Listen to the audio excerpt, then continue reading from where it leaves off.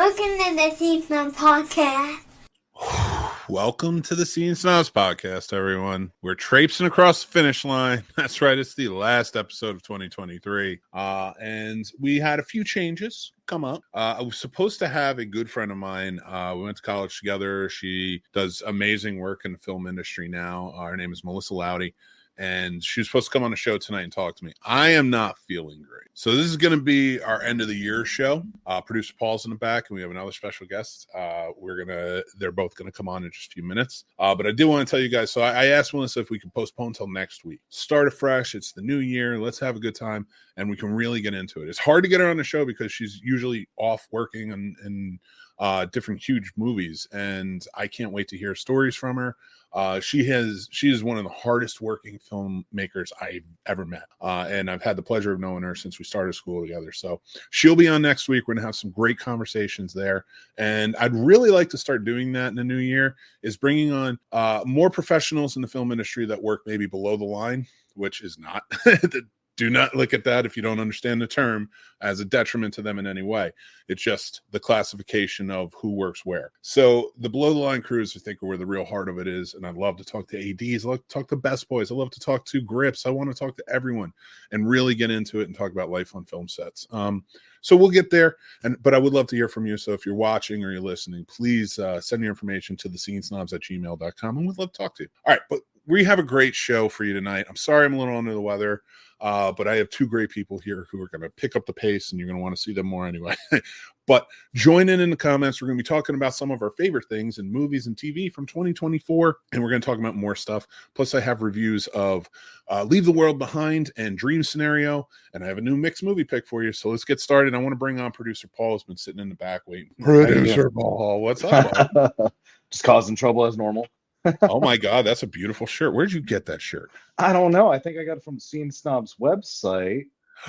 You go to snobsmerch.com. You can get one too. It's nice looking charcoal. Goes with everything. Oh man, I love it, dude. Welcome to the show, man. Thanks for joining in. I hope your Christmas was great, and you're going into New Year's, and that's going to be great too. But yes, sir. Thanks for coming on for another show to hang out with me. I hate that you're not feeling too well right after Christmas, but at least it held off, I guess, a little bit. Oh no, it's been the last week. I was just like, I'm taking a break. So I haven't been as much online and such. I'm just kind of trudging through. I want to get out of 2023 into 2024 and see what kind of mess is there for me. I'll be right there with you. I know you will, buddy. I'll bring a rain jacket and a shovel. We have another friend of ours who's going to join us in the drudgery. Hopefully he'll be the shining star and he can pull us out of the drudgery. And that is the man himself from the shows Horror with Sir Sturdy and Popcorn and Pints, here to join and talk to us. The man, Sir Sturdy. What's up, buddy? It's good, guys. How's it going? It's good, Paul. Man. Always a good day. Before we get started, anybody who may be new to this, and if you are, you're going to want to check them out. Tell us about your show. You talking to me? Yeah. Oh, okay. Making sure. All right. I'll start off with the show that I co-host on, Popcorn and Pints, which shout out to my co-host James, Puerto Rican Chris, and Caucasian Chris. Listen, we separate their names for a reason. Race is the easiest way to do it. I know what you guys are thinking, last names and all that, but who wants to do that? That's stupid. That's boring. We want to do outside the. We had wheels called rice and beans, cheese and crackers, chicken and grits. So you know how we roll. We have fun. You want to get that camaraderie over there? You want to get that beautiful unity where we can crack jokes on each other, on each other's culture, just each other's cultures. We don't go outside of that. That's why we just did those wheels. You come over to Popcorn and Pints, you get that. You're going to get lots and lots of laughs. Only one tiny issue. You got to wait till 2024, but I promise you the first episode in 2024, and Mick already knows what we're doing, what we're kicking it off with. We're going. And we're going to hopefully, listen, here's the thing. We're going to hopefully piss a lot of people off, but also make a lot of people happy. And I'm only saying that just for what we're going to be discussing, what we're going to be reviewing, and all what we're kicking it off with. I know there's lots and lots of fans of it, but lips are sealed till maybe the 1st. Then I'll start dropping stuff. Lips are sealed till the 1st. I cannot wait for that. Horror with Sir Sturdy.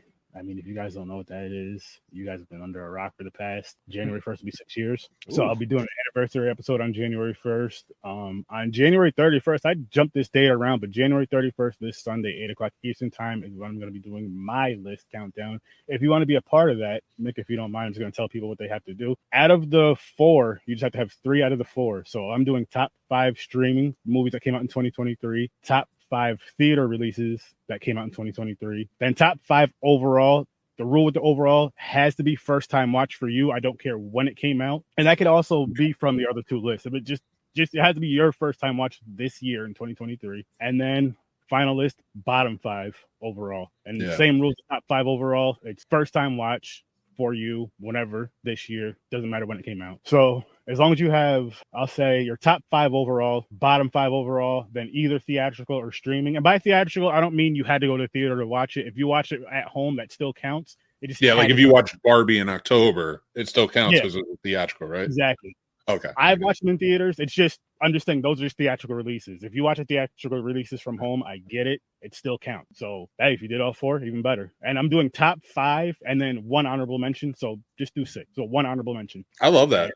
I love how you separate the theater and the streaming. I don't mean to cut you off. I just wanted to compliment you on that because I didn't. I kept them all the same, just like movies here or there. And we'll get to our list in a second. But splitting that up, I really can't wait to hear what everybody's splits are because I've been interested to know what movies are actually better, right? Exactly.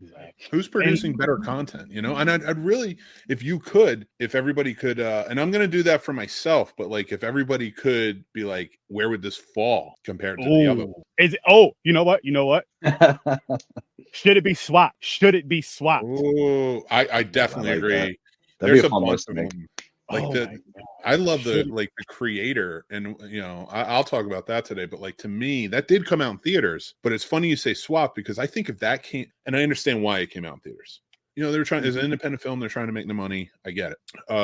But I feel like I wish that had come out in streaming because I bet you if that was on Netflix, that would have been movie of the year. That's fair.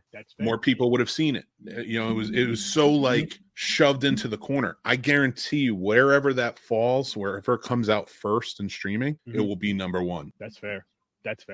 But yeah, basically, why I split those two lists up is basically what you just said because I originally had top best of 2023 overall, but then I'm like it's gonna be too much of a repeat as far as because then you may get some theatrical that's on the best of 2023 overall, then you may get those same movies over on the best of the overall year.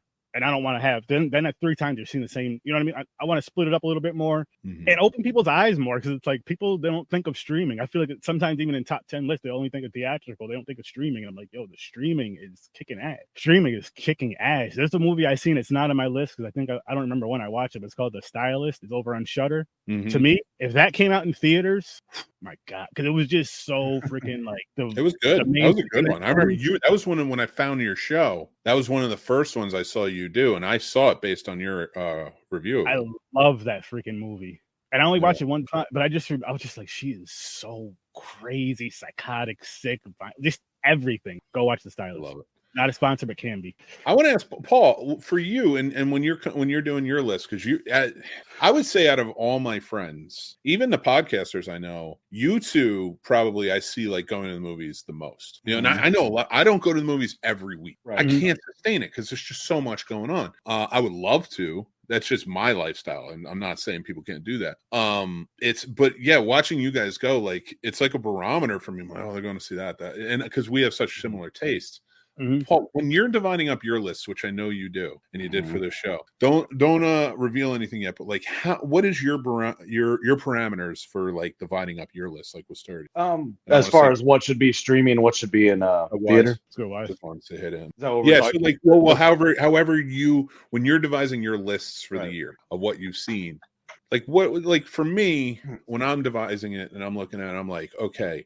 Cinematography is a big thing. You have to if you have crappy cinematography, you can get away with it with a really great story and great acting. I don't mind that either because a lot of indie that's the way. Right. But if story's number 1, cinematography is probably number 2. I look at the technical side with the edits and now I'm looking at it from a filmmaker's perspective, and I don't know if you do that as well, or because some people even filmmakers decide to turn it off and look at it from film fan perspective. Right. But when I do it, because I review it and talk about it here, it's a little different. I'm like, I need to focus on the technical, not just how it made me feel. Right. So for you, what is it? What are the parameters for you? Like, what do you look for to kind of base it on to go on your top lists? So I kind of do go with the cinematography as well. I try to see if it's one that's meant to be seen just to fill up, I guess, everything you can see. Because there's certainly movies you can watch on the TV and they still make you feel what you see and they still tell the good story, like you said. So a lot of times the dramas and rom-coms are the ones that I kind of neglect theater-wise more, just because you can still watch them at home and still get what's meant to come out of them. For me, horror, I need some good sound and I need great pictures. So those, for the most part, even if they fail, I need a theater because it's dark. It's hard to hear anything else except for it. It's nice having, 14 channels around you where it just adds an element to it. The audience helps me enjoy horror better, even if it's not necessarily a great one, just because if they're getting into it or they're getting tense, I kind of get a little tense too, just because they're tense. And I think action too. I feel like a lot of actions, such as, it didn't make my list, but I'll say Mission Impossible. I think those are meant to be seen in theater. They're fun to watch at home or rewatch at home, but I think those are meant to be big screen, big sounds.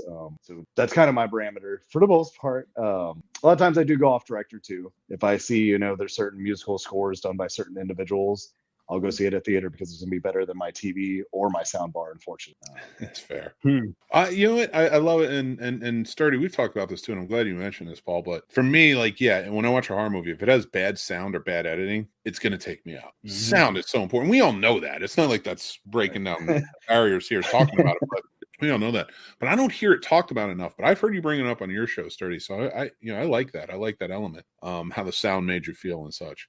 And Paul, I really like that. That's like something you use to look towards it, because I do too. Like I added to the technical. Like to me, cinematography's a little bit out of it. Performances goes with directing hand in hand a lot of times, and depending on the director. Like if I'm watching a Chris Nolan movie, clearly cinematography and the directing go hand in hand.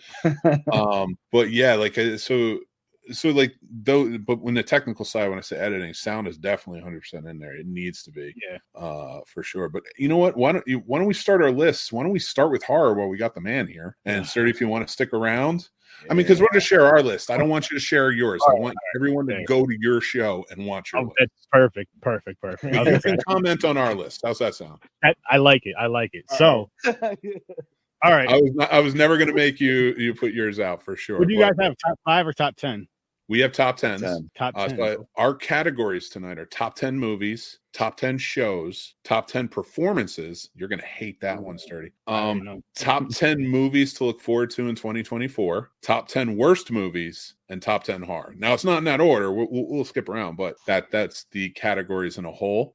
So let's start with horror. Let's start at number 10 and count them down. And I want to see how close Paul and I are in ours. So because we have a lot of similar, but sometimes we go wildly out there. Like I'll hate something and he'll love it, or vice versa. So I'm excited for this. What's your number 10, Paul? So I did my top 10 completely different. I thought it was overall top 10. So they're not all horror. Overall, movies in Yeah. general? Movies that came out this year, period. I didn't do them specific genre. Oh, I okay. messed up. That's fine. That's fine. Are you sure? I can go through mine. That's not a problem. Go through yours. Yep. All right. So number 10 for me is Skinamarink.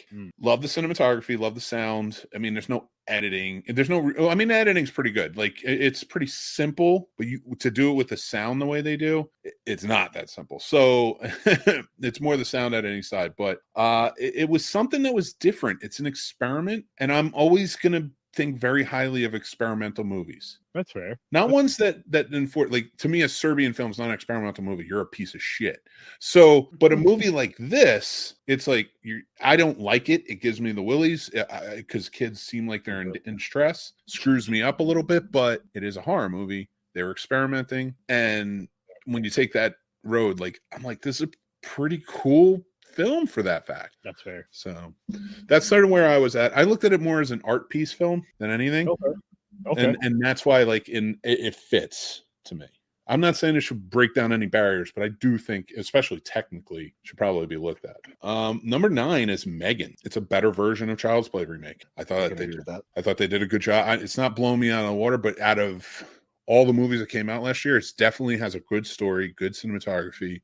The technical side, she's creepy as hell. And I liked Allison Williams in it, and I also like that she's becoming sort of a highbrow horror figure, the woman in that, because she was also in Get Out and a few other things. So. And real quick, I love when that happens. Like when you see an actor and an actress, and oh shoot, they were just in these other 3 horror movies, and you're like, oh, this is the route they're taking. And then you get to see their careers grow off. I'm like, oh, this is freaking awesome. This is what it must have felt like being like an adult in the 70s and 80s and seeing certain actors and actresses when they're in their first horror movies, and then you see where they are like now. And I'm like, oh my gosh, this is so freaking I love Dude, it. I love that too. I'm glad you brought that up. But even like going one step further with this movie and Allison Williams and seeing, like, she reminds me of Adrienne Barbeau in terms of like kind of status in the acting world. Like, she wasn't like known as this huge star, but like she's beloved by horror fans, and she was in like highbrow horror movies of the 80s, 70s, and 80s. Like Swamp Thing was a huge production, you know, and so was, you know, The Fog may not have been, but she was fantastic in that, you know. So like I could see Allison Williams kind of following that and just being in more of these highbrow sort of streaming horror movies. So Daniel Gao, Master Shake, The Fog, great movie, fucking love it. All right, number 8 on my list. I almost read it wrong. That's why I laughed. I did not laugh because this is on the list. I laughed because the one after this is going to make Sturdy cringe. It's The Blackening. Yes, The Blackening. And now I'm going to let Paul talk about it live on the air. I really liked it. I thought it was a fun horror comedy. And I want to see sequel. I want to see multiple sequels. I'm with you on the sequels. Definitely. I want to be in some of them, actually. This is a better horror comedy than we've been seeing in a little while now, I think. Agreed. And I loved it so much that I think I'm going to move it to number. No, I see Paul's face as he's about to explode. Paul, why do you not like this movie? I think it was too hyped up as a horror movie as far as what I saw it advertised as. So I didn't go. I knew it was going to be a comedy, but I didn't know it was going to be kind of strictly a comedy. I thought the jokes, they didn't land for me. I thought the timing was off. I thought they were kind of over the top. For me, it reminded me of Meet the Blacks, which I thought was a complete piece of garbage. It was just. I have a question for you, Paul. Are you a racist? When you went to the movie, what mindset were you hoping it'd be a decent horror? I was looking no for like Scream or what like mindset were you in? I think I was sober. I was probably sober. That's your problem. That's your problem right there. That's a film you go in inebriated and you enjoy it and have some laughs. Yep. Okay. That's why. That's the rule. I will rewatch it inebriated just for you two. I think that would I would actually like to see that experiment and see how you do with it, because I did too. I was like late one night, everybody was in bed, and I was inebriated with certain substances, and all the good ones. They all come from the earth, so they all come from the earth. It's okay, and it's legal. So, certain legal substances. So, and I watched it, and I'll tell you, all the way throughout, I found the horror side taken seriously and chilling, but it was so funny too. Like, I was laughing throughout the entire time. And it was just that was like a really healthy mix for me. And I got to be honest, when you make a movie like this, where you know there's a lot of comedy to it, the fact that, and to anybody, spoiler alert, the fact that everybody survives in the end, like, a lot of people get mad about that, but I'm like, do you want to be the filmmaker who just killed off a black person in a movie called The Blackening? Now I'm on some Highlander shit. Now I'm in an immortal mode. All right. I'll give you guys one spoiler about my list. The Blackening did not make it. I did find it hilarious, but it didn't make it. Not even my honorable mention. Wow. But I didn't do a top 10 though either. If I did a top 10, it's a possibility. Top 10 theatrical possibility. Oh yeah. I only did this a top number. 5. In fact, I need to get going because we're spending too much time on this. So I'm going to gloss over this next one, but I do want to hear I want to hear what Paul thinks. Number 7, Renfield. I did see it in theaters, believe it or not. That made my list for top 10. I think I gave it it's nowhere near my list, but I think on the review I gave it like a 5 or a 6. I think that was higher. I think he deserves a lot of credit for fastening a Dracula together that was so much like Bela Lugosi, but also its own thing. I'm not going to do it. I'm not going to do it too sturdy. I do think that is my opinion, but you can all go back and see my review of it. Sturdy hates Nick Cage, and there's gonna be a lot of Nick Cage talk tonight. So, Yes, because he's on my actor list too for that movie. he's in a lot of lists for me. He made a lot of movies this year, all great ones. No, so so I don't want to make this the Nick Cage hour, but number 6 for me is Knock on the Cabin. Yep. 5 is Talk to Me. Yep. Which testament to Paul for that one, because you were actively like, I want your opinion. Yes. Number 4 is The Angry Black Girl and Her Monster. If you haven't seen this movie, it is fantastic, and the acting in it is great. Really? Yeah, Sturdy, make this a part of your list. To watch, like to review, because it's such a good movie. Number 3 is Thanksgiving. Yep. I think it's one of the best slasher films to come out in a long time, and I really wish that the Scream films would take a note. If you're gonna, in fact, if I could fix the Scream franchise for a second, here's how you fix the Scream franchise.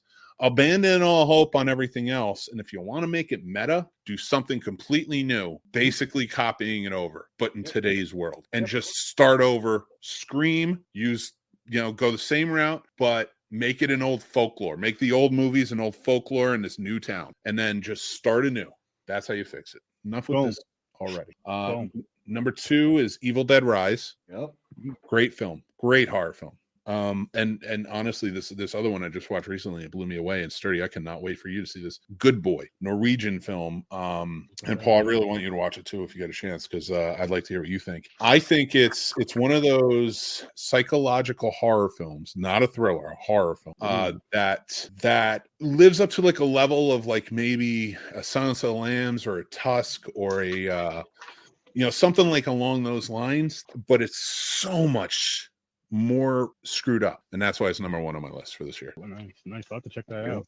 I cannot wait for you guys to check that out. All right, I'm gonna. You want to hear my? Yes, I do. Do you want to hear? Even though it's general, so it's not all horror. Oh, well, I was gonna say top 10 movies for last. If you want to do that. Okay, then yeah, I will wait. Yeah. Hold on to that, because I want to trade off with you.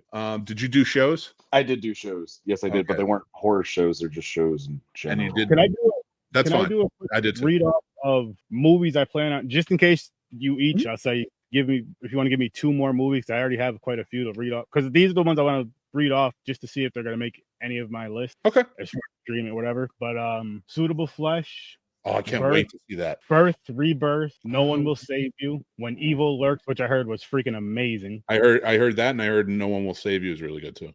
Cobweb, Heard that Malium, was Don't Look Away, and then the one you just mentioned, actually, The Angry Black Girl and Good Boy. But do you guys have any others? Like, I'll say 2 each. If you have any. I would recommend, but I do love the franchise. It's Hell House Origins. I thought they brought it back. I thought that was really good.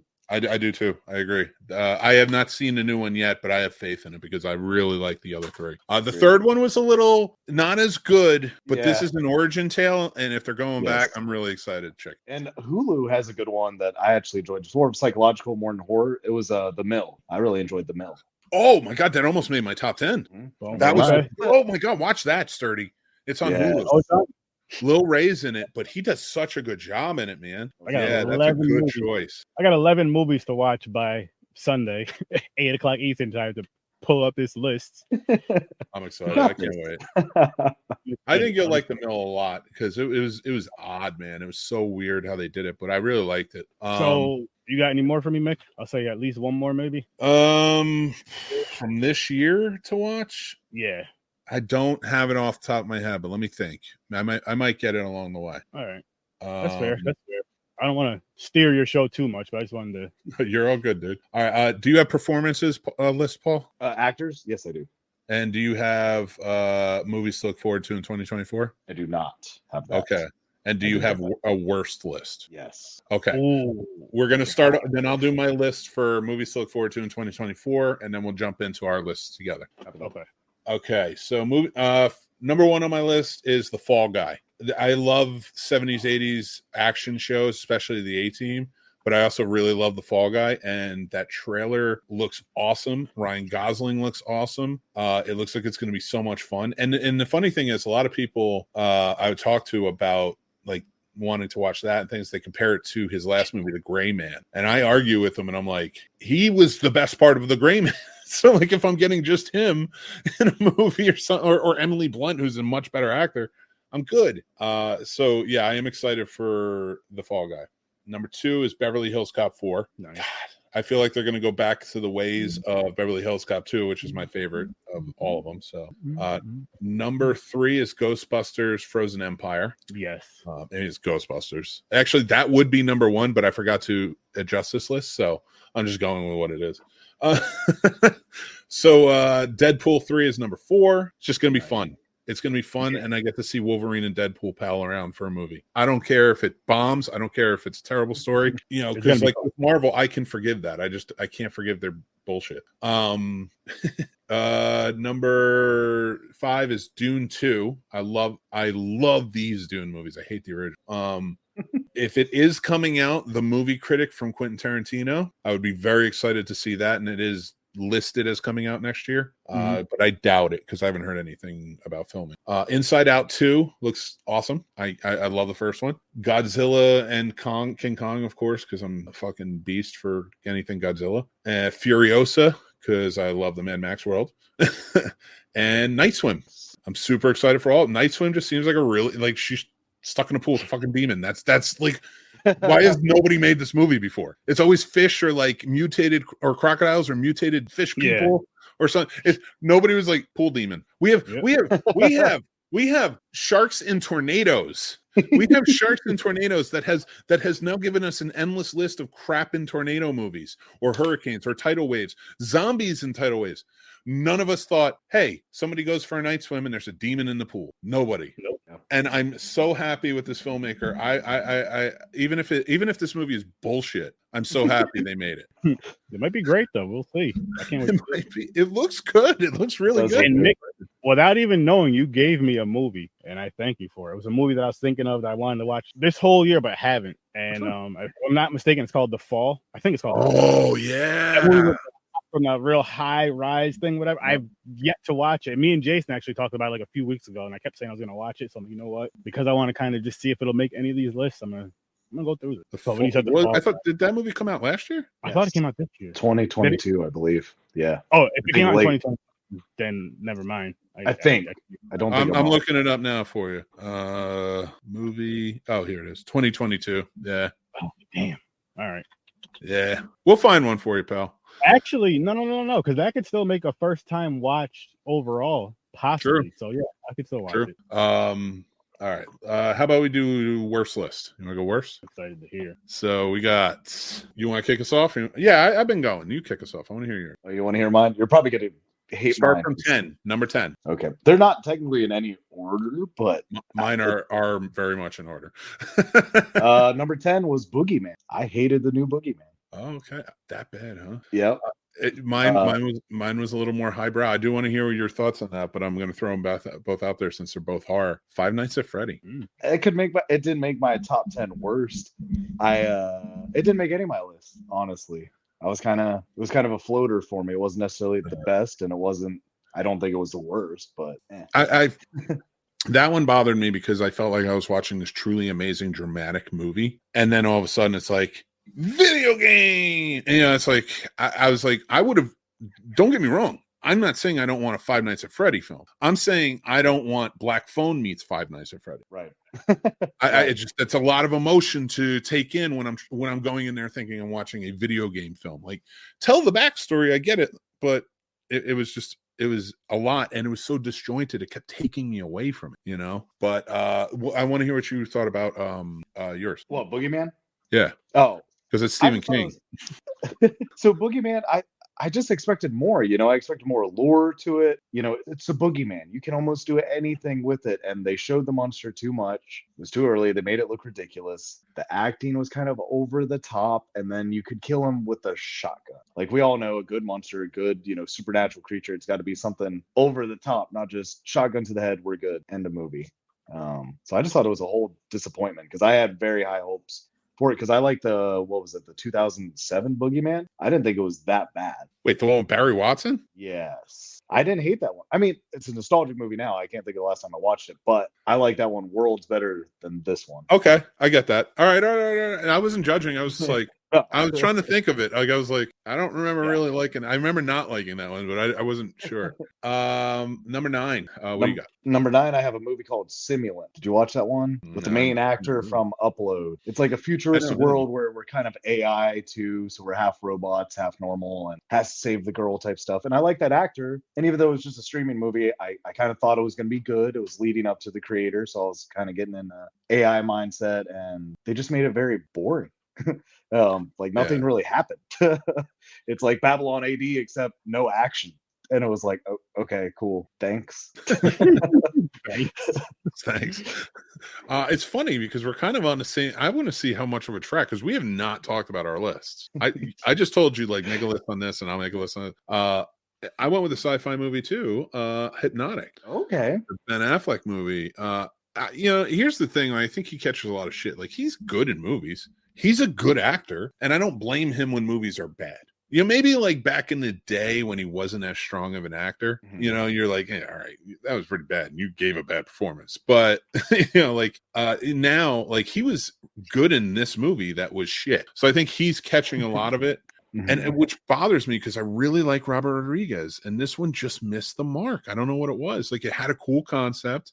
The actors were fine. It was, a cool sci-fi element, but it just didn't land for me. And it wasn't even just the ending, because I thought the ending was actually better than the movie in a way. So, and which is very reverse from how it usually goes. I thought the ending, I was like, okay, that's a cool reveal. I was like, I like that. But I wish this just kind of worked in that way. It just didn't. It was too disjointed getting to that ending.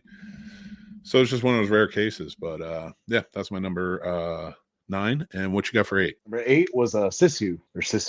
I didn't see that. I heard about it. That was the one where he's like in Sweden or something, right? Yes. It was miserable. I thought it was they were trying to make it kind of like Nobody mixed with John Wick, set in World War II. And I think they should have made it its own thing, because they just made the guy invincible for no reason, and nothing was believable at all. Because I will say, to an extent, in the John Wick universe, it's believable in the John Wick universe. And same for the movie Nobody. I could believe that somebody that has gotten out of that world and has come back as, it's believable to an extent. Sisu is not believable. Dude gets crucified. He's dead. And then magically takes a nail and plunges it deeper into the same hole to lift himself up and gets off. And you're like, what the fuck is this? Whoa. Are you telling me that people who are crucified can't come back to life? Yeah, 100%. That's sacrilege.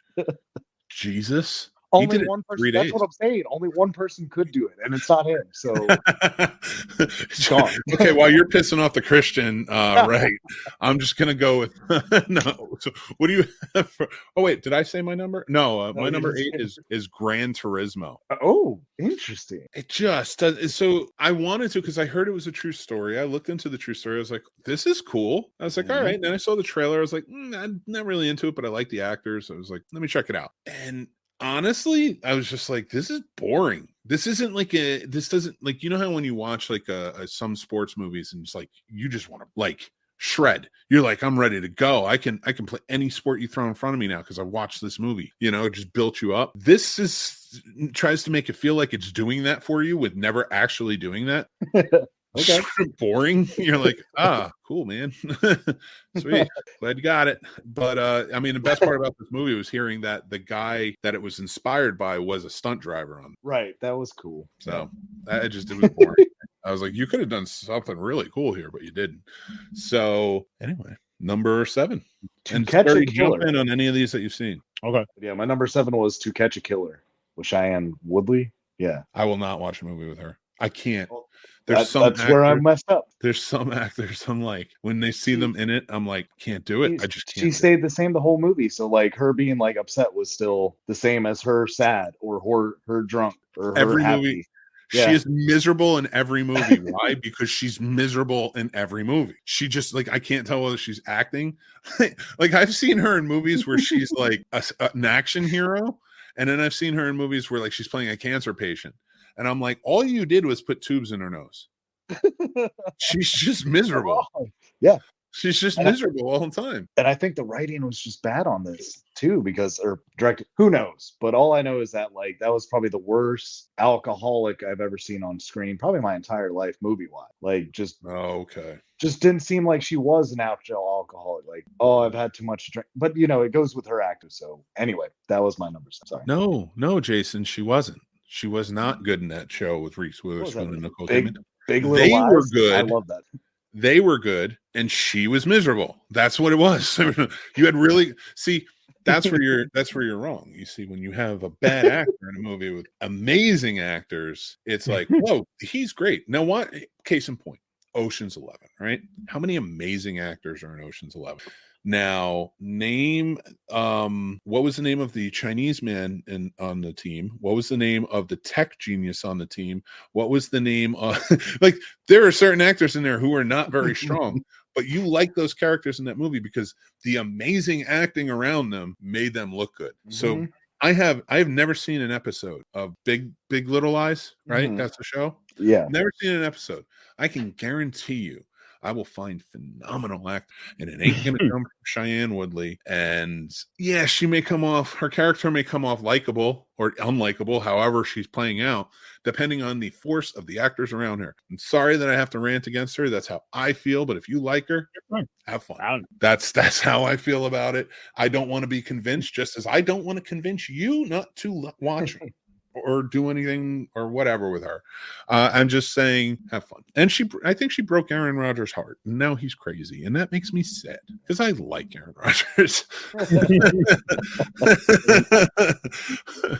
But anyway, let's go on. So you said that one. I'm not even going to say the name again because I can't take her. And I said for number 7, Operation Fortune. Okay. Does anybody remember this Guy movie? Ritchie, yeah. Yeah, I do. Yeah, I'm so mad that I can't get into a Guy Ritchie movie anymore. Okay. I loved Guy Ritchie back in the day. And it's the same with Robert Rodriguez. Both of them broke my heart this year. Because like I just can't get into your movies now. There's missing something. It's missing something that Quentin Tarantino was like, he went the other way. They were all on the same level making great movies like this. And then somewhere along the line, somebody made Spy Kids and Tarantino was like, oh no, I'm going even more in on myself. And it just got better with Tarantino and it got worse with everybody else. And that's what came out of this was Operation whatever the hell. I did not really, I think it was one of 2 movies I walked out on. I couldn't watch it. Sure. It was abysmal. So what's your number 6? Number 6 is The Pope's Exorcist. Oh, I didn't watch it. It was that bad, huh? I just didn't like it at all. I didn't like the premise, the whole demon and all this trapped under it. I didn't like it. And I kind of went in with low expectations because I can't take Russell Crowe in a horror that serious anyway, because he's a great actor in dramas. Superb. He does great. I'll even give him musicals, but Sturdy Spades looked at you like for a second. Wait, are you talking about Nick Cage? Because I'm about to punch you. Horror. He needs to stay the fuck out of horror. I agree. He just was too monotone. It was the same to me as what was that with the Anthony Hopkins? I beg to differ. What about that crazy one where he played the stalker who was just hunting that woman down the entire time?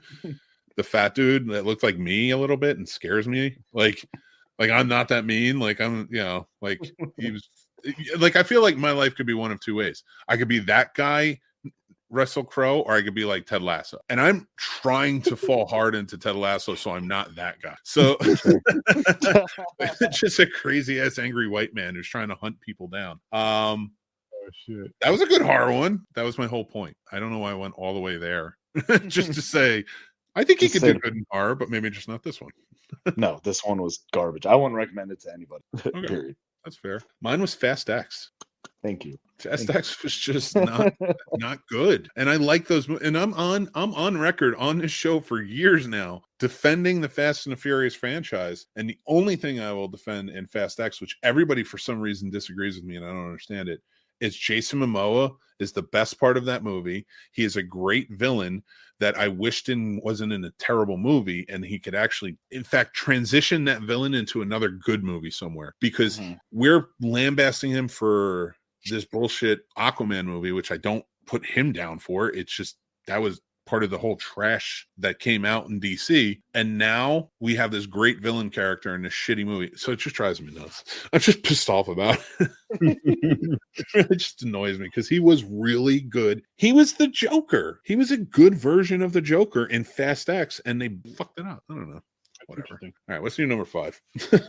Willy Wonka was my number 5. The Wonka movie? Yeah. Holy shit! That I know. We talked about it almost last made week. it in my top movies. I know. I'm sorry. I Like I love it. said, I think it's because of my expectations before, what the trailer made it out to be, what I expected as far as a prequel to Willy Wonka, and I don't know. I think I had it envisioned wrong, and it just wasn't anything I wanted it to be, and I just hated it. I really did. Yeah, I mean, I can understand that. I'm just going to say mine is 65, and I don't think anybody wants to talk about that anyway because That's my number 4. nice. It wasn't that good. And I like Adam Driver. I'll see things he's in, even if it's shit. Like I would still watch 60. If somebody was like, "Hey, Adam Driver's never going to act again unless you watch 65," I'd watch 65 so he could keep going because I like him that much, and he was at least enjoyable enough. So Adam Driver, I love you, buddy. So anyway, and you know what? Semper Fi, my friend. So I'm sitting here. I don't want to talk about 65. Yours, although I do want to get into. It was like I liked Wonka. I'm sorry. To me, that all the reasons that I liked Wonka are the reasons I don't like Sound of Music. And people are going to lambaste me for that, I'm sure. But beginning to end, you have a fun story. It's kind of out there. There's nothing. You don't leave any of the interesting parts out. It's still. Look at the image. At least look at it from the imagery standpoint, the music standpoint, and don't even look at it from the story. There is enjoyable parts in it. True. Music. It's not a full-on hardcore musical, and there are those interesting parts that kind of play throughout. You know, I still like the interconnection of it because when we get to my best actors of the year, you're going to be surprised with this. But it's for me, it's like. It just works. Like those bridges between like the big spectacular scenes worked just as well as those big spectacular scenes. You know what I mean? Like him getting the room, signing up, and then having to go sell the truck. Like those to the big ones where they have to do the heists and stuff. So you know why I compare it to Sound of Music is because that had fucking none of it for 3 hours. That had no ups and downs or highs or lows. Oh, I'm in love with him and he's engaged. I will say, next scene. I think he's in love with you and you should have him. But this movie, like, no, I'm sorry. I respect you putting it on your list, but I can't get behind it personally. All right, Sturdy. Sorry, brother. I know we're keeping you going, but love you, buddy. No, you're good. I know I wasn't blaming me Sturdy. to show you guys some love, but continue to watch this. Don't leave because I'm leaving, guys. I gotta go. Enjoy this show. Enjoy this episode. I'll see you in your nightmares. Peace. Nice. Nicolas Cage sucks.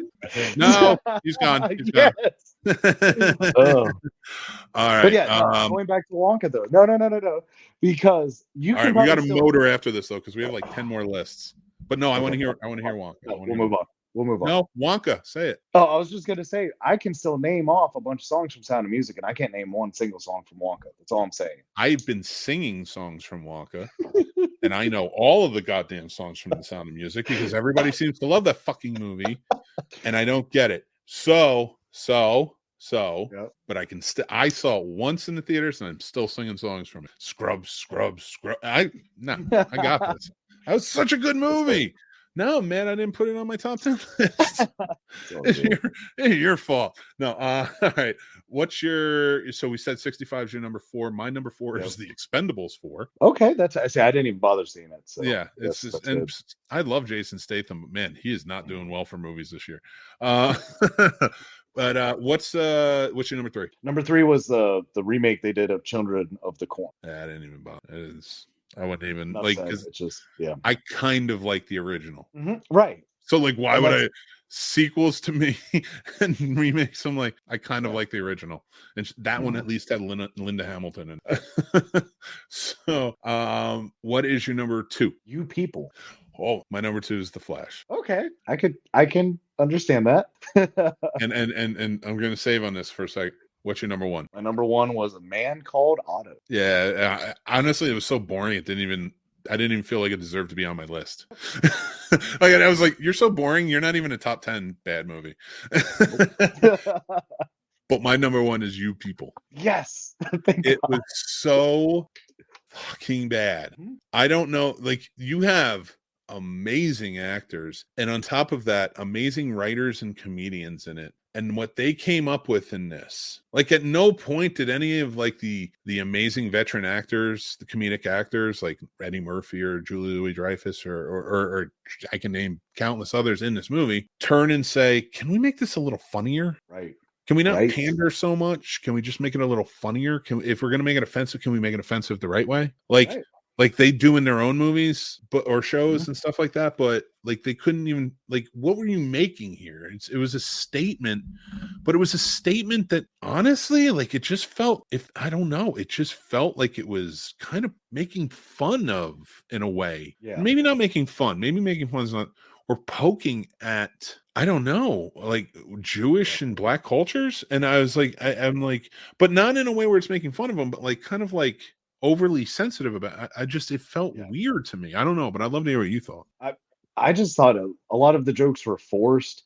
And I'm not sitting here saying I'm a genius, I'm a literary genius by any means, but I don't think any of those jokes are things that I haven't just said with my friends jokingly. Like, I want a comedy that's sophisticated, or one that says something I've never even thought of joking about. You know what I mean? Like, I want to hear something balls to the wall where I'm like, that's funny. Like, I've never even thought of Yeah. verbalizing something like that.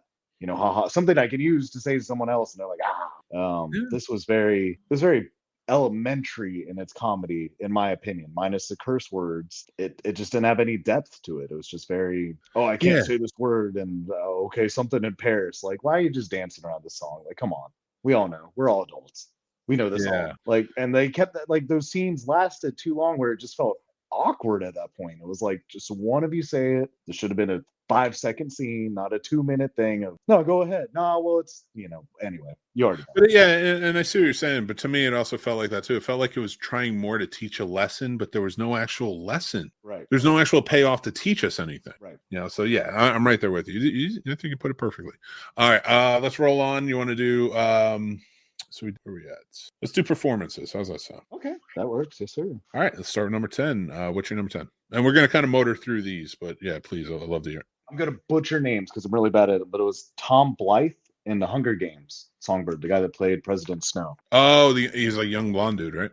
Yes, I was blown away by his acting in that movie, and I thought he did a real good job with the character development of, at first seeming kind of innocent and caring more about his family and stuff like that. You could see the slow change of, if no one's seen it, sorry, the development of why he's changing and kind of turns into a colder person, and you can see it on his face.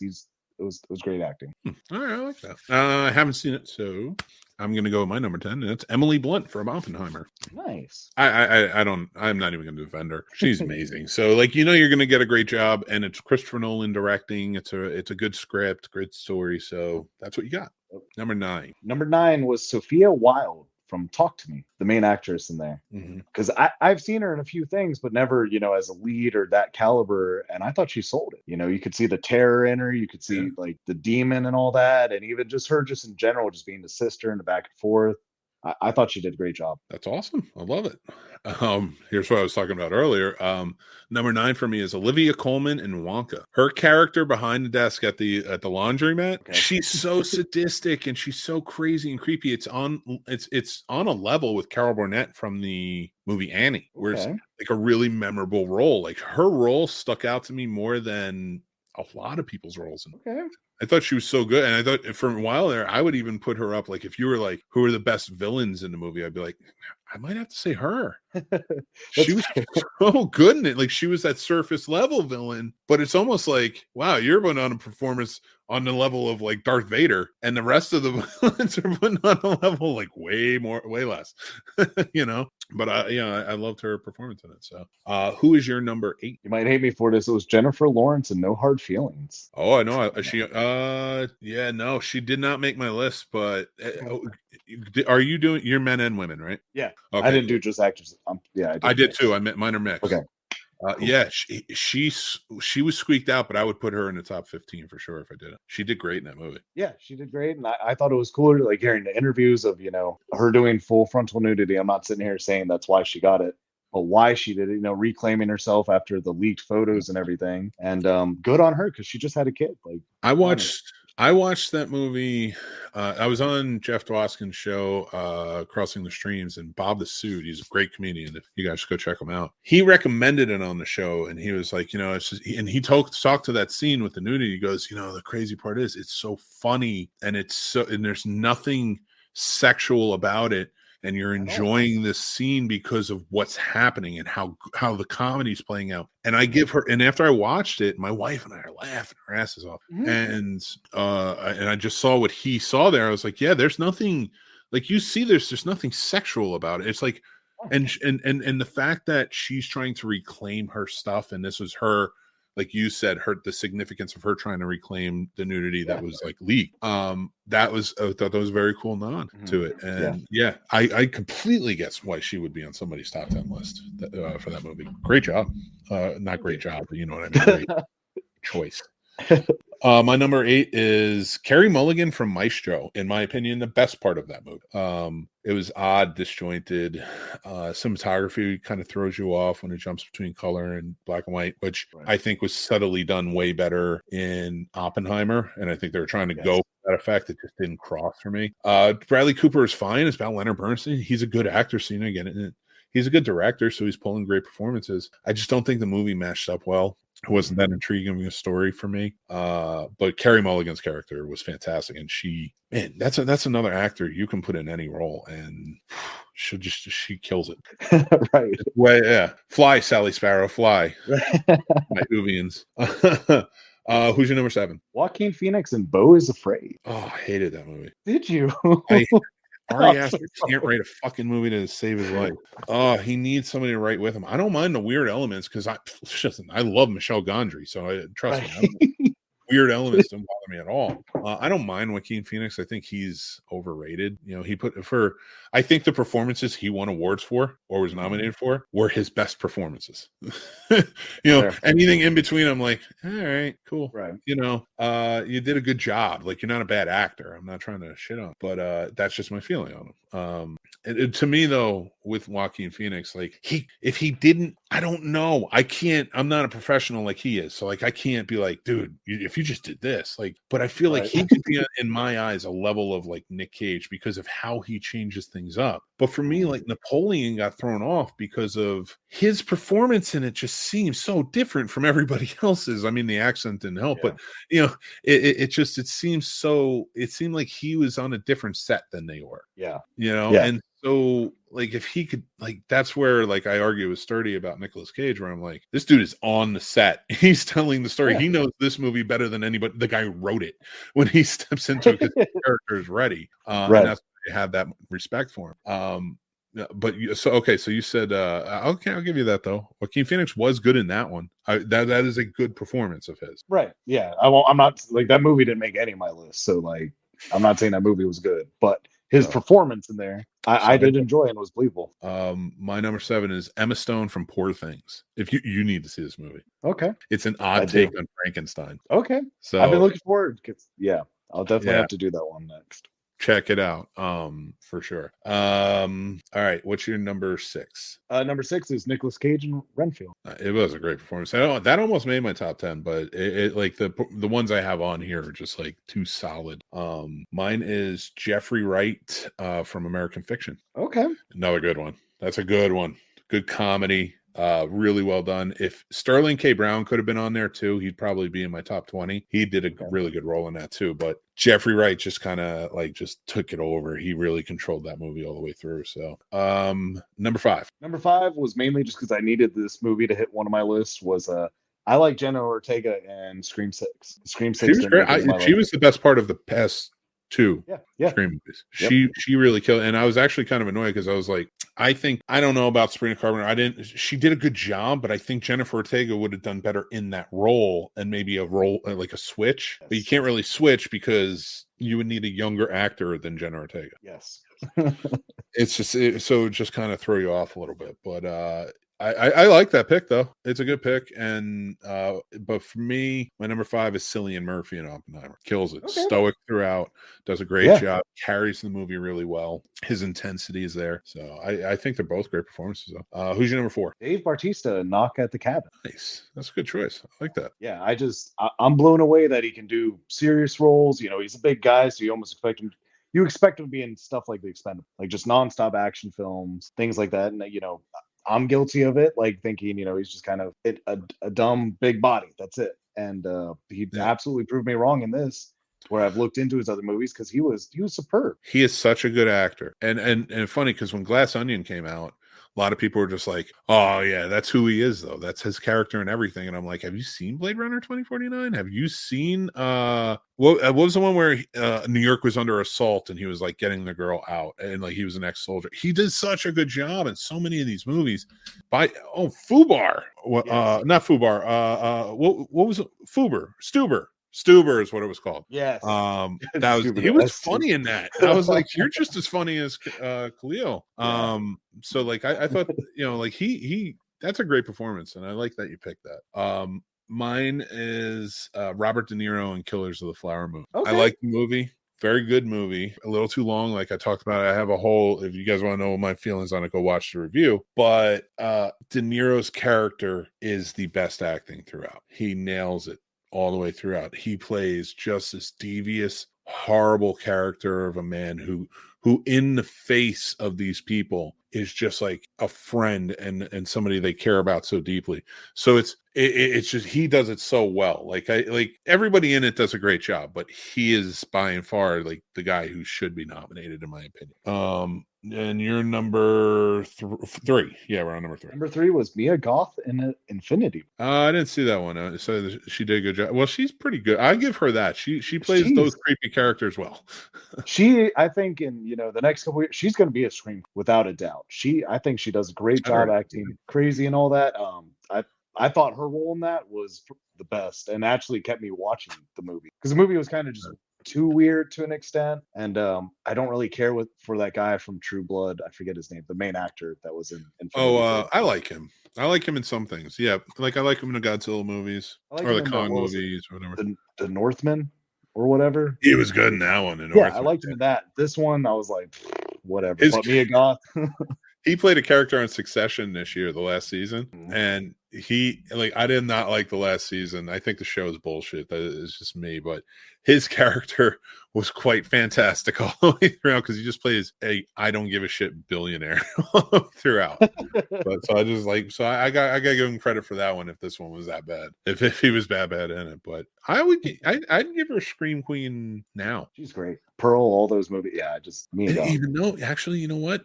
I don't know if I would give her Scream Queen. I don't know if I would. I think if she keeps going the way she's going, playing the roles that she's playing, like I say with Felissa Rose, who's not a Scream Queen, maybe a horror icon one day. There you go. I could absolutely. Okay, that's fair. I can give her that, because she's not playing like she played in X. She played 2 roles. Like she was playing, right. And then, you know, so you get to that point, and then go to Pearl, and then what happens with Maxine. So it's all going to be really interesting to see how this all plays out. So you have a horror trilogy right there.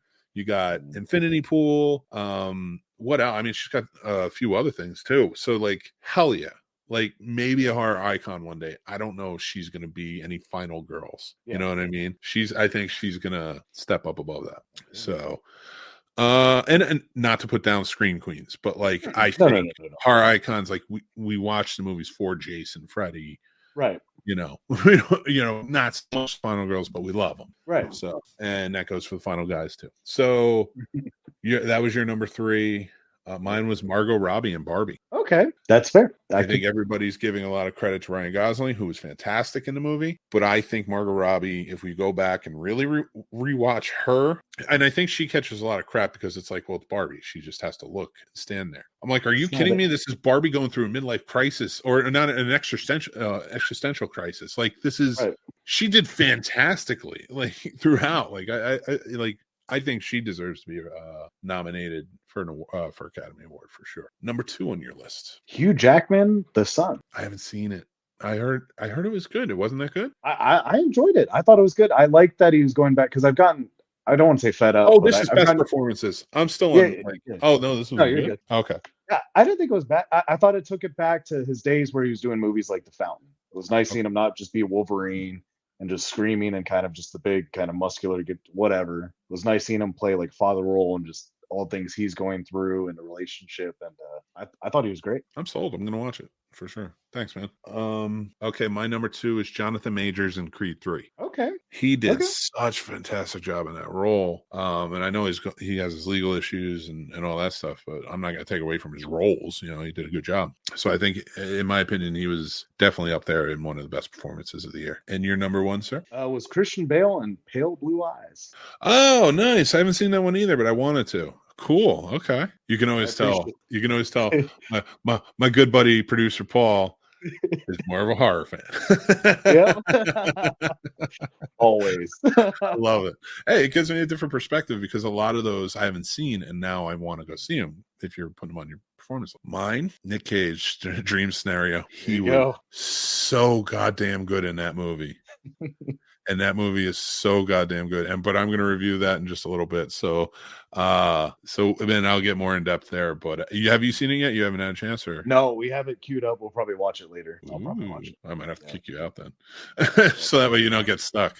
Well, all right. Let's go on to top 10 shows. What's your number 10? So I think I did this right. So top 10 since anyway. Which one? Barry. Barry. Yeah. What is Barry? The HBO show where he's like, was Barry. Yeah. Oh, my mind went to like a teddy bear. I'm like, what's? Oh, I'm sorry. Barry? Like You're Barry. right. Yeah, that was a good one. It's a good that. I don't think that made my list, but that was a good final season. Number 10 for me is The Curse, that new Emma Stone show. You'll like it too. I think you should check it out. I've been watching it. It's strange, but I have been trying to enjoy it. I'm waiting for something to be like, I love it. I guess if that makes sense. Like I'm episode we're 5 in right now, I think, and I'm we're only about halfway, but it's on my list. I don't care. It's it's already like the first 2 episodes alone. I was like, this is it. Number 9 on yours. Love and Death. Oh, nice. I haven't checked that out yet. I watched the other one that's based on. Okay, yeah, Love and Death. Oh my God, we addicted. Like we've absolutely. I'll check it out. I love her. I think she's a fantastic actor. So if we did actors from TV shows, that would be an interesting list. But I did not put one of those together. But I could see her like making your list on that and why. Oh yes. Number 9 for me is Monarch: Legacy of Monsters. Okay. I really enjoyed it. I thought it was a lot of fun. I thought it was a good list. Good show. Godzilla's in it enough for me. Kurt Russell's in it enough for me. Wyatt Russell's in it enough for me. Because he's just like his dad, so I might as well just transfer all my love from Kurt Russell into Wyatt's acting now. Because I think that's where it's going. More Snake Plissken is what I'm saying, please, with Wyatt. That's what I want. So that it's a great show. I think everybody's checking out if you like the Godzilla universe. What's your number 8? Succession. I think we know where I stand on that one. Yeah, absolutely. And what's crazy about that show is, I just hopped into it this year, so I was able to like kind of plow through all of it, which was really nice for me because I didn't have to wait a year or anything. Well, I love it. I did the same, and I was like, okay. It was like right after Ted Lasso had just ended, and I'm like, all right, I'll get into this show. I hear it's great, and it's final season, whatever. Watched it, and I was fucking miserable. I was like, I hate these billionaire whiny baby. Like, I understand why the father hates them, right? But at the same time, I understand why they are who they are, right? And I wish the father knew that. You did this, dickhead. But like, I don't understand like this family empire bullshit. Like, he should have just sold the business. It would have been amazing. So you're out. I don't know. It's just there was good acting. It was good drama. It was this, that, and the other thing. Like, I'm not putting down the merit of the show. I just don't want to cheer for these characters that I clearly like in the news every day. I want to hate. Mm-hmm. Like, I don't care if you take it over. Like, at no point did I care who took it over because I'm like, I don't like any of you. Right. I hope it gets taken from you. In fact, the Swedish guy played by what's his name, Tarzan, the guy you didn't like from Infinity Pool, that one of the Skarsgårds, the with the A, I think. He's so good in it. I'm like, he's a piece of shit. He's a monster. They portray him as that. But the fact that he only wants it to fuck the family Mhm. and he doesn't care about them at all, I'm like, Yeah. I want him to get it. Yeah. I was like, because that's how much I don't like the other ones. Yes. So like that's why I was like, that show to me is like, what are you talking about? And of course nobody got it. He did get it. So that I got what I wanted, but I'm still not satisfied because I'm like, oh yeah, I cheered for another billionaire to get it, and he Yep. did. Great. What's inflation telling me I can't afford now? That's right. So Yep. anyway, I'll end my rant there. But that was your number 8, right? Yep. Mine was Shrinking, made Didn't watch that. with Harrison Ford, Jason Segel, no, all around great cast. Bill Lawrence and Brett Goldstein Bill Lawrence did Scrubs, he did Cougar Town, he did tons of shows. Ted Lasso. Brett Goldstein coming off of Ted Lasso, he played Roy Kent, but he was like the head writer on that show. This is their thing. They worked with Jason Segel on it, and it's all about mental health and the positivity that can come from it, especially when you have friends, things like that. Like it's a very on par. It almost feels like a little bit more of an adult version of Ted Lasso. Still has the positivity, still has the same messages, gets there in a little bit different ways, can have more of a dark times because the guy's wife died in it. But it's really well done in my opinion, and that's why it's on the list. So number 7 on your list, Last of Us. Oh, I mean, there's no reason. I Right. don't even have to ask you why. No.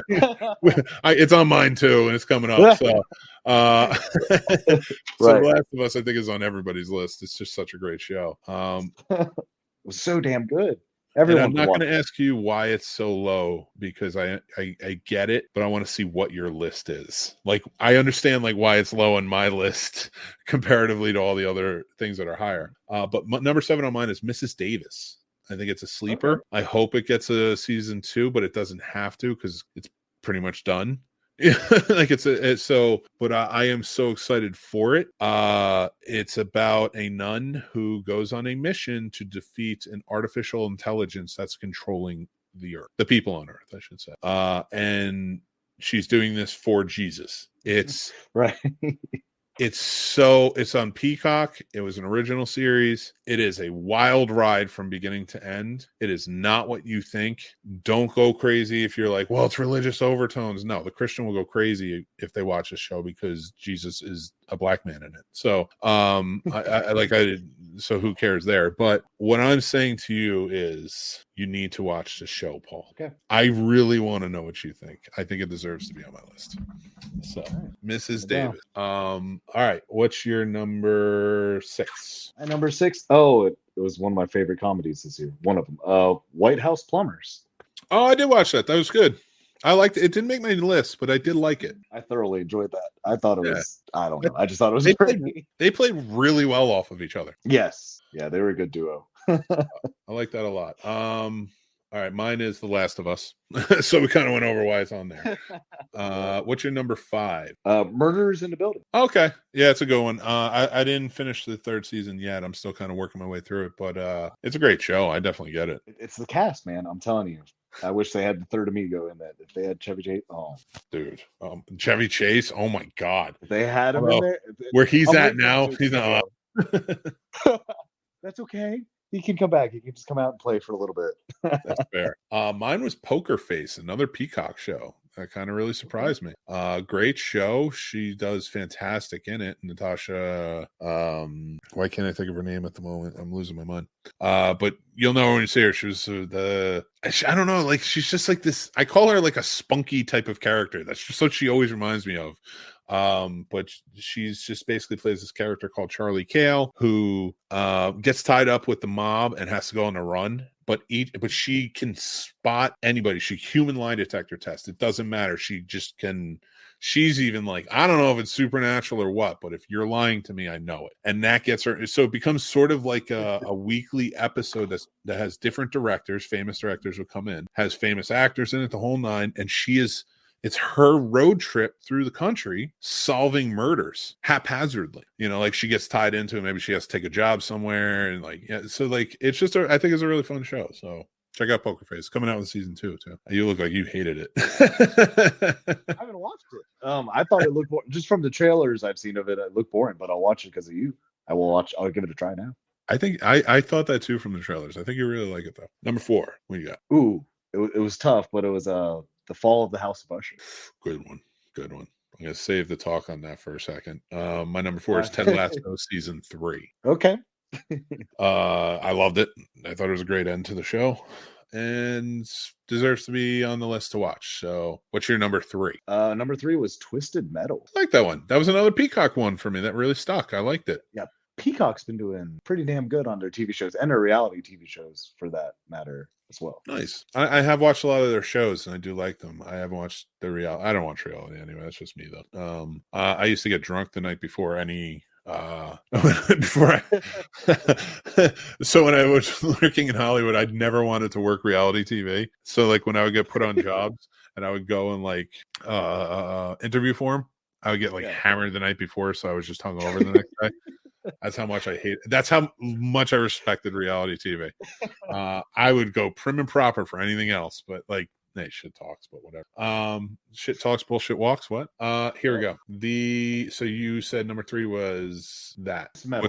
Twisted Metal. My number 3 is The Fall of the House of Usher. That's why I saved it. There you go. Amazing show. It was. Amazing. I want to watch it again. Like, I do. Me too. I watched all Mike Flanagan's series after that through the month of November, and all great. I mean, I've seen quite a few of them, but I didn't watch Midnight Society, Midnight Club, or whatever it was, and then watch the Midnight Mass one. Both Midnight Society or Club or whatever it is. Good. I really enjoyed it. It's a really good story beginning to end. I wish it wasn't a one-off. Like, he's not going to go back to it. Right. And the other one, Midnight Mass, was phenomenal. So it's a better version of Salem's Lot. It was so good. So which good. one? Midnight Mass. I could watch it again. So good. I might have to watch it again, actually. I could, but Fall House of Usher, I probably will too. It was so good. What's your number 2? Number 2 is Goosebumps. I really enjoyed Goosebumps. Really? Okay. I mean, that's fair. Like, I don't, because I still watched, Are You Afraid of the Dark growing up, but it was reruns. So I grew up with Goosebumps. So I feel like Goosebumps has a special place for me. And I absolutely love Justin Long. Like, he can do no wrong in my eyes. So no, it didn't seem bad. I seemed out of touch with it, I think, because I grew up on Goosebumps too, and I don't know, like, I was watching it, I'm like, I don't know, it's the same reason I don't watch Riverdale or shows like that. I'm like, it just doesn't hit with me. I'm 41, like, I don't understand what anybody's talking about. So so I'm sitting there and I'm like, all right. I mean, I like the horror. It seems kind of cool, but I'll return to it. So I'm not giving up on it. But I did just have to walk away from it for a little bit. I just couldn't get really into it. But I will go back to it for you, Paul. I'm going to finish. My number 2 is The Bear season 2. Phenomenal show. I don't care. I'm yelling at this point. That's fair. I had a fever all day. Leave me alone. So I'll tell you. Oh, go ahead. No. What you got? I was going to say that's my number 1. So great. If my number 1 wasn't my number 1, The Bear season 2 would be on. God damn, that's such a good phenomenal show.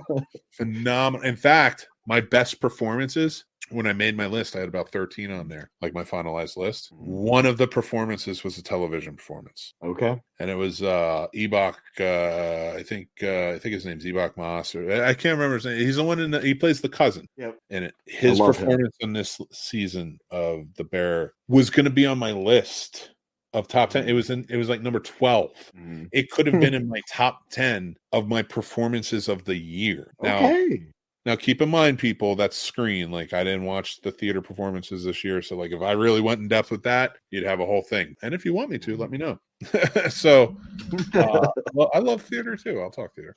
So, yeah, that was. So, if my number 1 wasn't my number 1, The Bear season 2 would have absolutely been number 1. So, but now that I know your number 1, and we both agree it was amazing, my number 1 is Picard season 3. Okay. This is fan service done right with original story and amazing performances. It builds to a whole new world. It's everything everybody's wanted and more for 40 years. So no, it's perfect Trek in my opinion. Okay. It is the best season of Star Trek ever, and that's hard to say. That's hard to say, but it is, and it goes down as my number one series of 2023. So Interesting. Okay, I'll have to tell my dad that because he's a huge Trek fan. I think he kind of gave up on newer Star Trek shows. well, I would For the love most it. part. Listen, we have our other Star Trek show, so tell them about it. Well, Look, you're going to be a fan of the scenes. Your dad's going to be a fan of Warp Factor Fiction. yeah. So, and then I got you both in the Snom Nation. Yep. I'm kidding. That sounded more maniacal than I think I meant it to. But here we go. It's fine. Our top 10 movies of 2023. You ready? Yes. Let's motor through it so we can get to the reviews. All right. Number 10. What's your number 10? Dark Harvest. What? Don't know if you. It's about a small town where they have to kill this scarecrow spirit entity thing, or else something bad happens, like a drought or whatever. Like all their crops go to hell. And it's like set in like a 50s era, and Okay. it's just about the high schoolers are the only ones that can hunt this creature and have to kill it by midnight. And it was just, I think it was under the radar, went straight to streaming. I thought it was pretty damn good. I will 100% check it out. It sounds interesting to me, so I like it. I think it was surprising to me, and it's kind of funny that we're still on the same level because my number 10 is a horror too.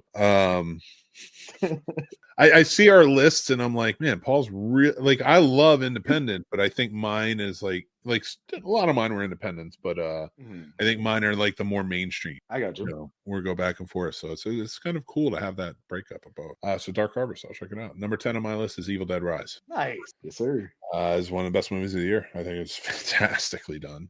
It's just a wonderful movie. What's your number 9? Murder Mystery 2. All right, what's your Yeah. Murder Mystery 2 is in your top 10 movies of 2023? Absolutely. I love Adam Sandler in that, and Jennifer Aniston. What do you mean? Don't shake your head at me. I love the first one and second one. I They're love so you. good. First of all, what fucks me up is like on any other time I would be like, Paul, all right, I can't even with you. So any other time I would say, I swear to God, any other year, I would probably say, with the exception of 1992 and T2, is like, you never put a sequel on your best list of the year. It's never the case. But my number 9 is a sequel as well. So this is me off, and I can't even have that argument. But my argument for this is, really? Yeah. Really? On your and listen, I feel like just by the title, Dark Harvest should be ahead of Murder Mystery 2. I love you, Paul. I love your insights. It's not a bad list. It's not a bad list. And I love that you love it. It's just so fucking, I'm the scene snob. There's going to be times I'm like, really? Murder Mystery 2 is on your best of the year. I am not disgusted in any way. A lot of people look at that and be like, oh, he's disgusted. No, not here. The snobbery here is true. It's okay for you to like whatever you like, but just means I'm wrong. it's so fucking odd that you said Murder Mystery 2, but it's absurd too, and that's what we do here. So I love you for it. All right, I embrace it. My number 9 is Creed 3. Okay. I think it was one of the best movies of the year. And completely debunks, except for T2, my in the top 10 movies of the year, unless the movies the years that sucked. So it's interesting. What's your number 8? Can't wait.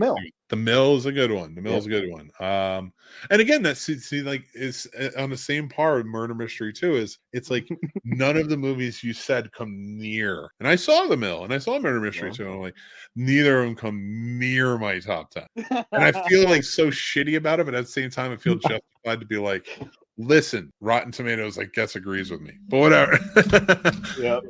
So like, I'm just messing around. So I'm being extra snobbish today. So, but number 8. Okay, so number 8.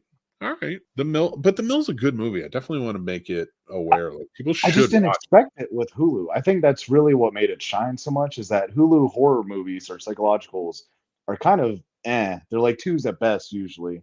Yeah. And this one just threw me off and kept my attention the whole time. And it really was like 7 or 8. Hulu's 1 out of every 5 is a gem. Yeah. And they make a lot of horror movies. And I got to give them credit for that. I don't fault them. And they're all interesting and original. They all look pretty. They're packaged pretty. But like it's almost like a filmmaking mill. But the mill was maybe that's their secret. Maybe that's how they pump out all these horror movies. They just have celebrities walking around the mill. All right. Anyway, go watch that movie. Paul's right. My number 8 is Spider-Man Across the Spider-Verse. Okay. Phenomenal. Thought it was great. I do want to honorable mention one, Elemental. I think everybody should go check that out. It's not on my top 10, but I think everybody should check out that movie. I think it got a bum rap. So I did. yeah. I feel like I haven't heard enough parents talk about it, or I have my kid. Anyway, I agree with you. Yeah, but I think it was a good one for families. I think parents will really love it too. Yeah. And it's special to me because came out Father's Day weekend, and my son took me. Like, he picked the movie out, he bought the tickets, he took me. He and I went and we watched this movie together, and it was all like, I want you to watch this with me at this time. Like, so like it's always going to be a special movie for that. For me. But it's amazing. Oh yeah, I love it. So like that, and it's such a good movie. So like I was bummed that it just didn't do well. Number 7, Hell House Origins. So you just went full on horror with everything, right? Oh, it's always going to be my top list. It doesn't matter, even if it's. Well, yeah, I mean, it still works because Murder Mystery 2 was horrible. So no, I love it though. Listen, that's your thing, and that's why I love you doing this with. My number 7 was Poor Things. Okay. I'm telling you, check it out. It was fantastic. I want to. You're gonna Word have a it good down. time. My 5 is gonna throw everybody off, but number 6 Is Knock at the Cabin. Okay, sweet. That's a good one. We talked about it. It was just fantastically done. I think M. Night Shyamalan really, like, again, where we were talking about Robert Rodriguez with Hypnotic, and I forget the other one we were discussing, the director, like one of my favorites, like just kind of veered off. This one, M. Night Shyamalan, where he did veer off that time, I feel like is coming back slowly with like just intriguing. Like, he doesn't need the twist, he doesn't need all that. It's just intriguing stuff, and I always felt like he had that in him. Right. But yeah, it just like, I think the studios got their grasp and was like, we need a twist in everything or nobody's gonna love it. And that's what ruined it. But anyway, I think that, and honestly, like, you and I could probably have a conversation just on this show one time about why I think The Sixth Sense ruined movies going forward. Absolutely could. You know how they say, like, all right, life changed after certain events. So like 9/11, our lives significantly changed in how we live them, and it had to. And then of course COVID is the same. Our lives have significantly changed. In movies, I have my own personal, like, when this happened, our movies changed forever. Like, it's not the same as it was. Like, yeah, you're going to get a lot of like cycling and repeats and stuff and remakes, and the stories are never fully going to change. But like, that fucked a lot. That's like that life changing. Like, okay, this is fucked, and this is now a trend. This is how movies are. Yeah, I could argue that for a very long time, but yeah. So that's one of them. We'll go over some others, but yes. So M. Night Shyamalan's Knock at the Cabin, good one. Number 6 for me is American Fiction. Very well done movie. Jeffrey Wright is fantastic. And he almost made. Oh no, he did make. Okay, what's your number 5? Saw 10. Saw 10. I haven't seen it yet. So on your list, huh? That good? Yeah, I thought it's right up there because, I mean, I know it's not chronological, but I put it right there after the first one because I love Saw 1. This would probably be my second runner-up before 2 or 3. I thought they brought it back and made it really good. And I like an origin story, so it was kind of nice, kind of filling in some of the gaps. Yeah. My number. Sorry, I was like looking for my list, but also I was getting a message from somebody. My number 5 is Poison. Okay, so Netflix did this very cool thing. I love Wes Anderson, and it didn't make my list because it's not one of his stronger movies, but I do love Asteroid City, which came out this year. Yeah, again, it would probably be in my top 50 of the year, maybe. I'm not quite sure where, but just it was not going to make my top 10. Absolutely. This Wes Anderson film did make my top 10, and it's actually a short film. It's the only short film on my list, I think. And the thing is, it's Wes Anderson and Netflix got together, and in September for Roald Dahl, they were doing Roald Dahl stories, and Wes Anderson was making. So he did 4 different stories, and the first 3 were like 15 minutes, and then the last one was like 45 minutes. That was Poison. Stars Benedict Cumberbatch. Was it Cal Patel? He was no, not Cal Patel. That's Cal Penn. He was the star of Oh, what is it? Indian actor. He was on the newsroom. I can't think of his name, but he was in it. He was fantastic in this too. Ben Kingsley's in it. And they're telling the stories about a man who went to sleep, in his bed in India, and there was he saw a poisonous snake come into the bed and fall asleep on his chest, and he's been like laying there paralyzed because it's he's got the venom and he doesn't want to get bit. And like his partner and doctor, it's all like a haphazard comedy that plays through like a play. Really well done, really well told. All of the Roald Dahl stories they told throughout were good ones. This was the best one by far, and I think it deserves to be on my best movies list. So it's funny that his short film over his like big film of the year. Right. What is your number 4? Haunted Mansion. Oh, I love that movie. I Absolutely. don't understand the hate. Nope. I don't get it. You hated the original, and I get your argument about it. And I still like the original movie. Right. I was like, it's not great, but I was like, I like it. And I wouldn't, I definitely understand why people didn't like it. But this one, I'm like, this was fun. So much fun. For all ages. Like I ain't got kids, and I thoroughly enjoyed that. Like I'll put that on once a week almost. I will definitely to background. Yeah. And that's going to be on my lists for like going forward, like watching that over again. I think that was a good one. So that's a great addition. Number 4 is Past Lives. It's foreign film, fantastic. If it's not on, I'm surprised it's not number 1, but the next 3 really left a huge impression on me. So, but it's Past Lives. If you haven't watched it, watch it for sure. You like that? Yeah. I think you were the one that told me about it too. I did. Yeah. So it's my number 3. Oh, very sweet, very sweet. All right, number 3. It's a great movie. I don't want to give anything away though, because that's a really good movie. People should watch. Number 3 for me was Dream Scenario. I watched that a day ago, and it's on my top 10 list of the year at number 3. It deserves it. Give that man the Oscar. It's amazing. Oh, I love it so much. And this isn't a Nick Cage bias. Watch the movie and you'll see. You jerks. No.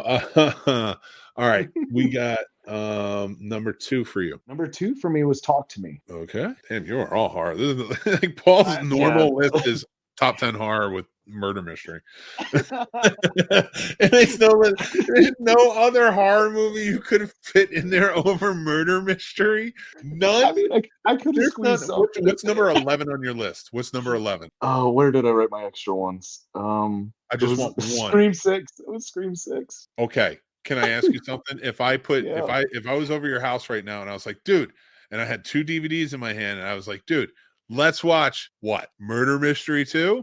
Or let's watch Scream 6. What are you choosing? I'd probably choose Murder Mystery 2 because we're both going to be inebriated, man. It's going to be funnier.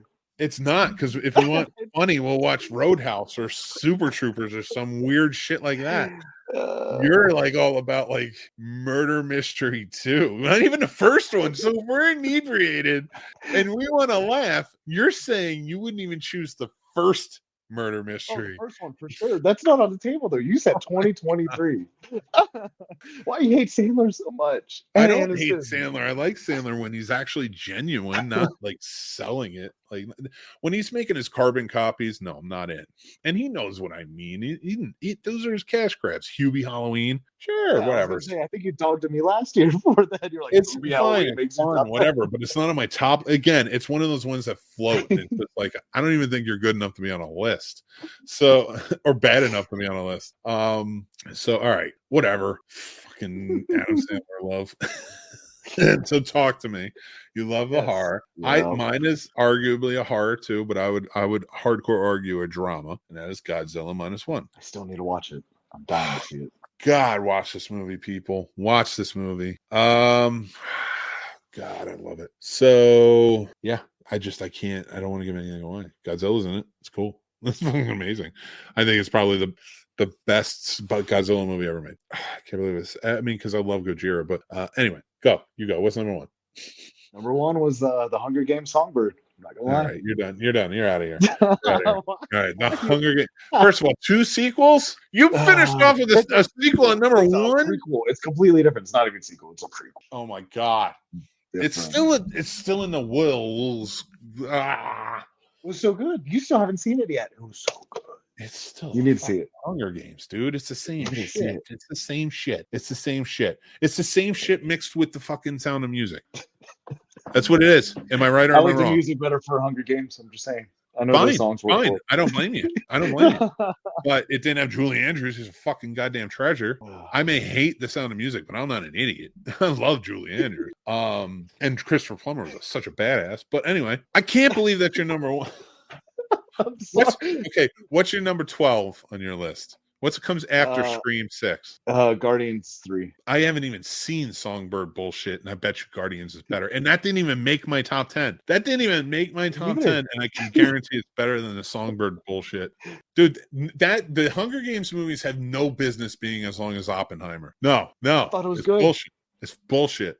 I bought that movie last week, Mick. I probably watched it 6 times at least in the last 7 days. A Martin Scorsese movie didn't make it on my top 10 list. A Martin Scorsese movie. A Christopher Nolan movie didn't make it on my top 10 list.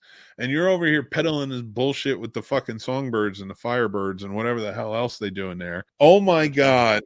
I fucking hate the Hunger Games. I'm going to watch that movie with you just to see how you're at. I swear to God, I'm not watching this fucking movie. Why? You don't like that?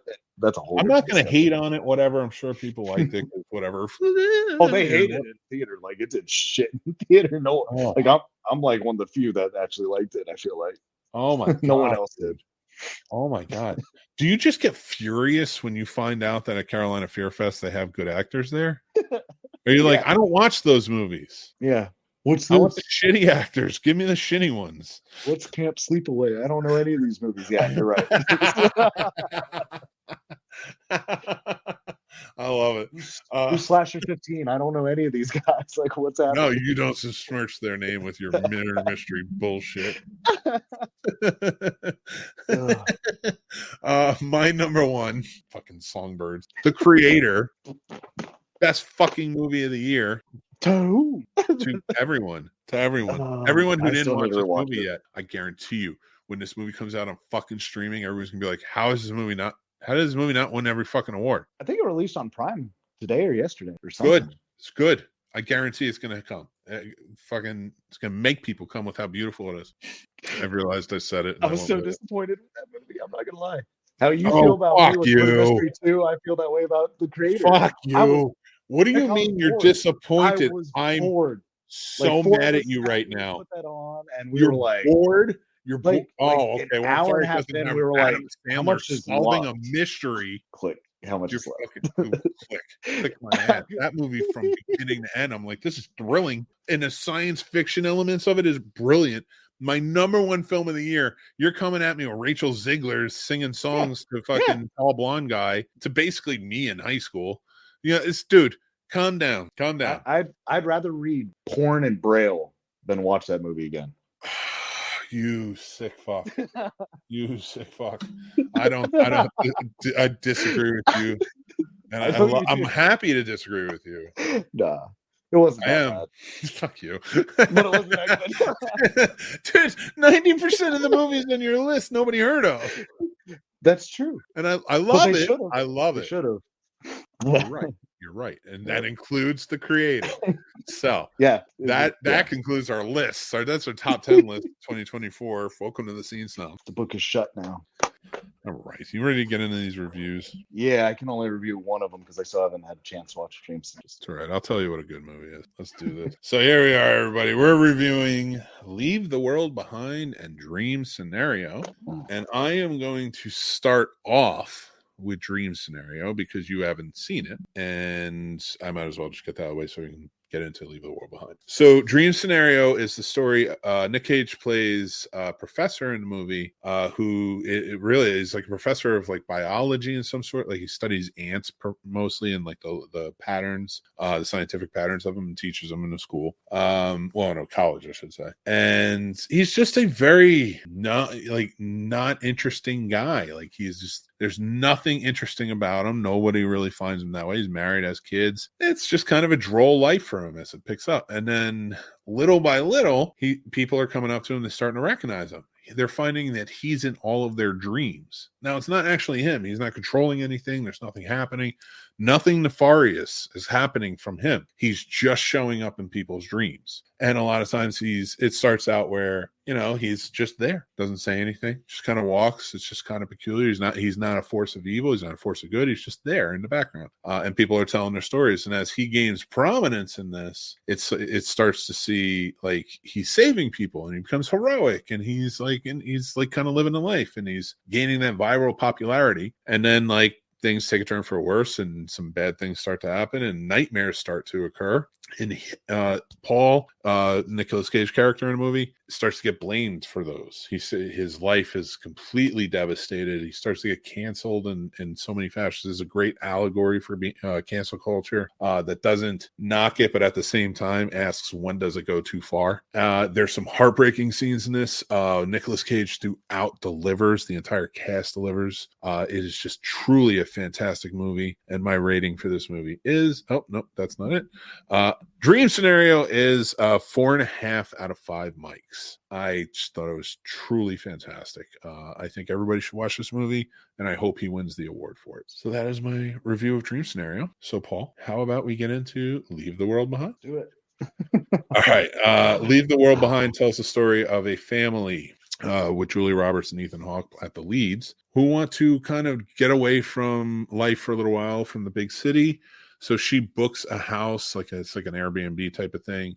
She rents the house and for a weekend just to get away out by the beach in Long Island. And things take a weird turn when power starts to go out, signal starts to get lost. And then the family that owns the house, played by Mahershala Ali, Mayala, come back, and they need to stay there because there are some rather strange occurrences happening back in the city. As we unfold, we see an apocalyptic event is occurring, and we're following these two families that are strangers in this house together, trying to make sense of it all. So I really enjoyed this movie. I thought they did a really good job with it. I usually am not a huge fan of Julie Roberts in drama movies. Okay. I think she nailed this. A lot of people were giving her issues with like how she plays the character, but because she plays like this very standoffish character.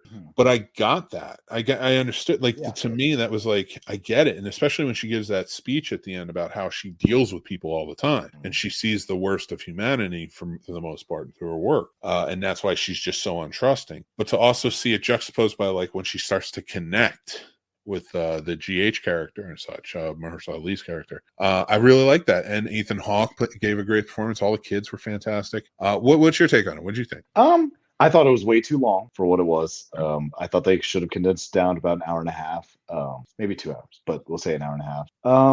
I thought production value was very high. It looked good. They obviously have a great cast, like you said, and everyone acted appropriately. I hated the ending. So I thought it was like this whole big build that just kind of, it didn't it's kind of plateaued off for me.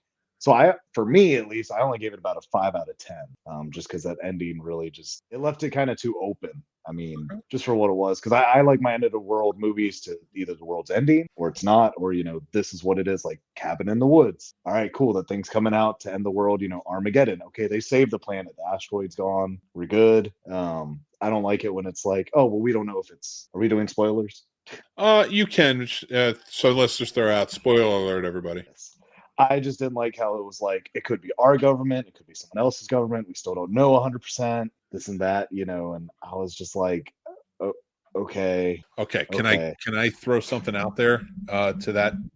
Just from a different point of view, is that's what I loved about. I love that the misinformation that's happening. We are experiencing everything they're experiencing, truly. And that's what I loved about it, is because I'm asking those questions too. Well, what the hell is this? Oh, so it's like I guess they're playing it off as like a Middle Eastern attack, or right. And then when you hear about it's saying Korean over there, blah blah blah, it's like, so who is it? You're right. Who? Right. Is this population control? Is this actually the end? Is this these other countries? It's confusing and it's scary. So it added that element of fear for me throughout, because it's like, what is happening? Because the big things that are happening, like the sounds, like the deer showing up because it's so ominous. Like when he gets bit and why is he getting so sick? Right. And was it the bite or was it the sound? Because they said like the sound could make you lose your teeth. Right. So now it's like, was it the bite? So like, what Right. are you questioning? Every element is questioned. So we're always in the dark, just as they are, and that's why it worked for me. It made me focus on the actual story. It made me focus on them, Gotcha. and that drew me in more. Okay. Like her, like, and I think it's perfectly visually caps the whole movie for me. When you think about it that way, was encapsulated by the oil tanker scene. Right. Yeah. That dog. That oil tanker, when you first see it, you're like, oh, that's cool. That's a little weird. Mm-hmm. But her and it locking eyes and going back and forth between them. And when it gets so close and you're like, oh my God, they built that up perfect. It was almost like on a level of like what I saw in Knock at the Cabin in the tension build. But it perfectly told, like that was like almost like a through line to this whole story. So yeah, I love that portion of it. But yes.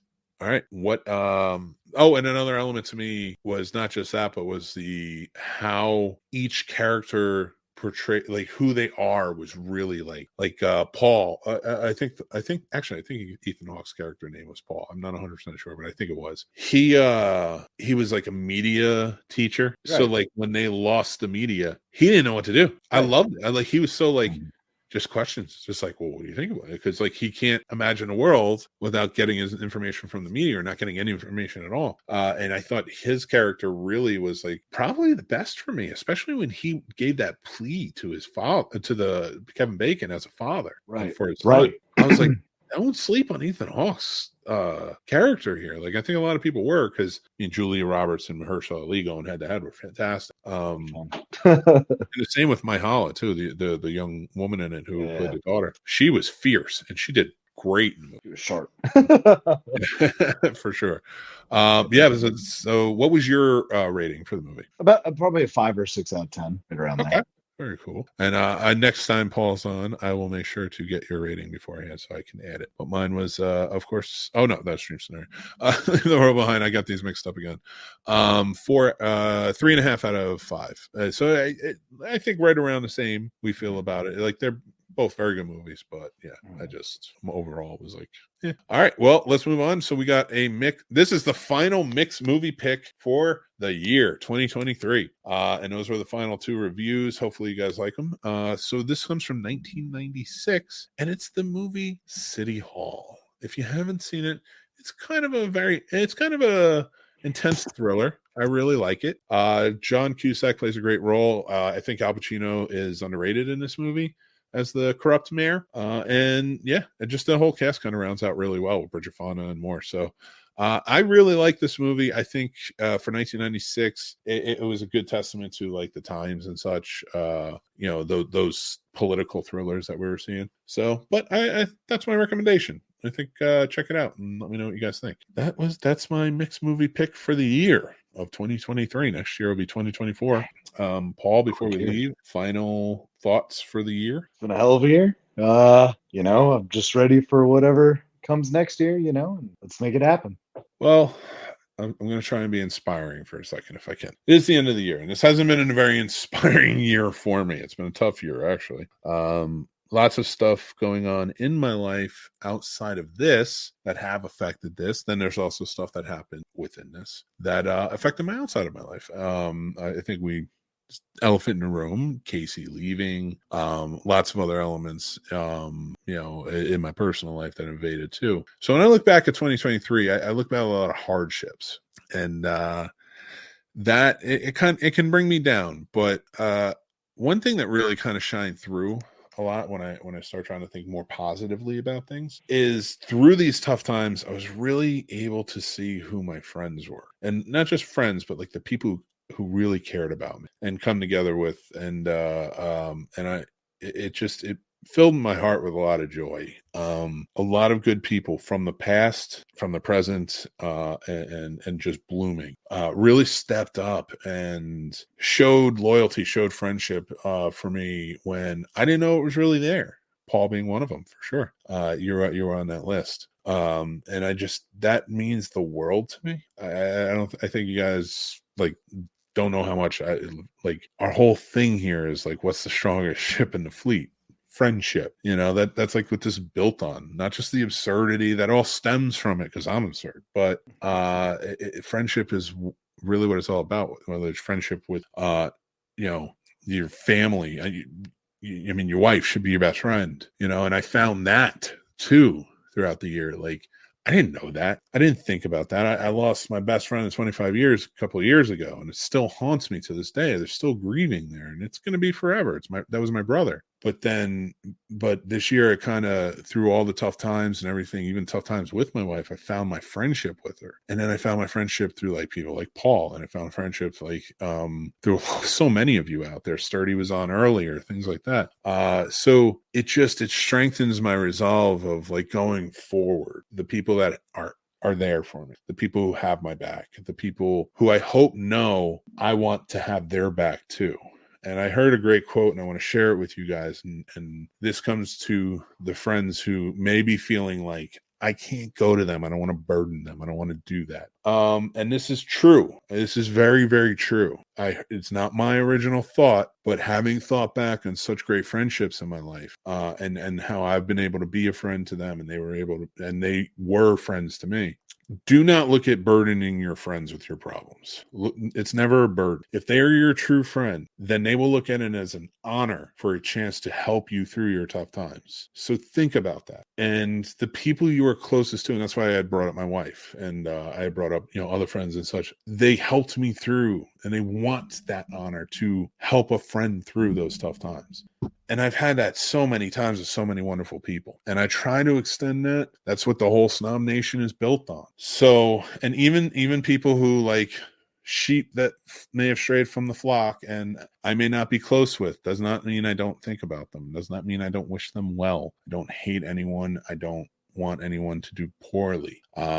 Yes, even all, some of you out there, and I think some of them know who I'm talking about. Like, I do care about you. I do love you. And I do hope you, all good things for you. And that's what you should be doing as a friend. If you got to make amends with somebody, make amends with them. If you have to walk away from something to better yourself, do it.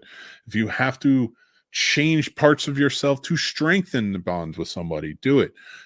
Whatever you got to do, because it is an honor to be somebody's friend when it is true friendship, true love, true connection between people where they just want to be loyal and take care of each other and have a good time and not burden each other. The true burden would be not want to be there for your friend. So that's what I'm going to go into 2024. Let's be better friends about it. Let's make a better community by being there for each other, which is the best part about that movie, Leave the World Behind. The whole point is we should be friends in the face of adversity, not strangers. All right. That is my final note. If it actually made coherent sense or was good, I don't know. You tell me. I want to say thank you for the last show of 2023. I want to thank producer Paul for being here. Love you, buddy. And you're always welcome back anytime you want to be on. He's a great co-host. Try my best. You're doing great, buddy. I want to thank all of you for a spectacular year of support, love, and everything in between. I can't wait to go into 2024 with you, strengthened with new resolve and trying to do better in the world and build a great community. So let's keep going. If you guys want to join up on the Patreon, please do. There's a free tier. There are paid tiers if you want to support the show. We truly appreciate it. Also, like Paul with the Horror Snob shirt and other merch we have, you can go check out snobsmerch.com. These are the pitches. Use snobs for a promo code to get 10% off your order. Thank you guys again. Thank you for and Happy New Year. Take care of yourselves. Be kind to each other. Stay classy. And I guess I'll talk to you soon. Bye, everybody.